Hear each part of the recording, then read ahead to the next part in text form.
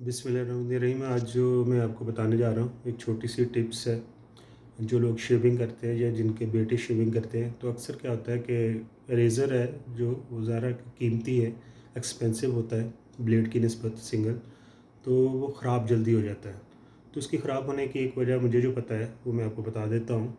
और यकीनन आप जो शेव करते हैं रेज़र के साथ जेलर 2 या कोई भी दूसरी ब्रांड का हो तो वो इसको सेकंड ज़रूर करेंगे। छोटी सी एहतियात है, अगर आप इसको करेंगे तो क्या होगा कि आपका जो रेज़र है वो ज़्यादा देर तक चल सकता है।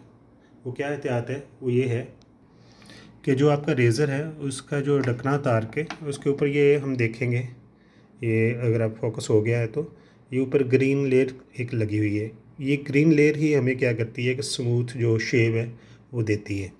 अगर ये ग्रीन लेयर किसी वजह से ख़राब हो जाती है, वैसे तो ये है कि एज के साथ साथ जो इसका लेज़र का एक लाइफ स्पैन होता है उसके साथ ही ख़राब होती है, लेकिन अक्सर लोग क्या करते हैं कि वो इसको पानी के नीचे ज़्यादा रख देते हैं या पानी जो गर्म या आ रहा होता है आपका उसके नीचे ज़्यादा रख के ऐसे रख देते हैं जब शेव कर देते हैं, तो उससे क्या है ये ख़राब हो जाती है। जो ही ये आपकी ग्रीन लेयर ख़राब होती है तो उसके बाद क्या होता है कि आप दूसरे रेज़र में देख सकते हैं, तो वो फिर ये कि ब्लेड डायरेक्ट आपकी बॉडी को उस डिस्टेंस से नहीं लग पा रहा होता जैसे वो चाहिए होता, तो वो आपके जो चेहरे को है खुरचना शुरू कर देता है, तो आपको पेन भी महसूस होता है।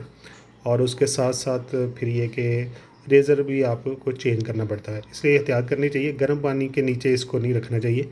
गर्म पानी हो भी तो नीम हो तब ठीक है, यानी कि बहुत ज़्यादा गर्म ना हो, वरना ये लेयर ख़राब हो जाती है।